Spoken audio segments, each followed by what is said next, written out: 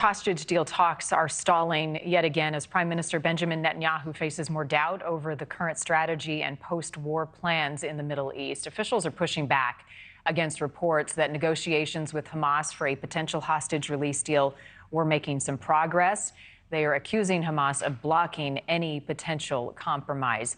Tal Heinrich, spokesperson for the Prime Minister of Israel, is joining us now to talk more about the stall in the hostage release. Thanks for being with us. The reports show that the gap in these discussions is widening. What are the greatest challenges right now in this situation? Well, Marni, thank you for having me on this morning. You know, there are more than 100 hostages who we believe are still alive in Gaza, 136 overall, and we want to see all of them released immediately and unconditionally. We know that what works against Hamas is heavy military pressure, and we know that this is what created the conditions back in November to reach a framework which saw the release of some of the hostages. Of course, we want to see all of them back home, and that includes one-year-old baby Kfir Bibas, who has been a captive before he could even walk or talk, 25-year-old Noah Argamani, whose mother is dying of cancer in Israel, simply all of them. Now, there are hurdles. We're not discussing the terms and the conditions right here on air because, you know, it's all very sensitive. All of these avenues that we're pursuing by diplomatic matters, working through international mediators, if it's the U.S. that has been involved, Qatar and Egypt, we can't really discuss these conditions, even though I know that there are a lot of reports spiraling out there. Some of them are not correct, of course. About the terms that have been discussed. But as our defense minister, Yoav Gallant, just said yesterday, you know who are the extremists, the hardliners, so to say, in these negotiations.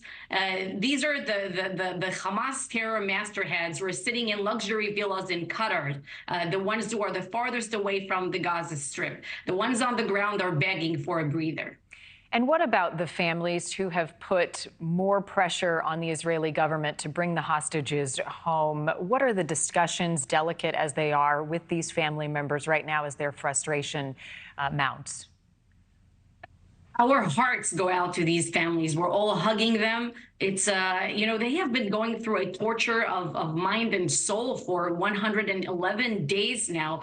They're dying, worrying, you know, deprived of sleep. It's an impossible situation. There's not a day that goes by in which the plight of the hostages is not the top of mind for everyone in Israel. That's including the prime minister, the government, and our soldiers on the ground. The prime minister has met with some of these families earlier this week, and he promised them that the government is doing everything within its powers to try to bring to the release of more hostages, as we did in November. Still, one major sticking point for Benjamin Netanyahu is that he says he will not compromise on full Israeli control, and the only option is complete victory. How can a deal be brokered with terrorists, as Hamas is, with that in mind, with Israel's objective ultimately?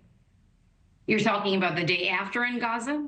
Correct. Or even brokering a deal now, given the fact that the ultimate objective is eliminating Hamas completely.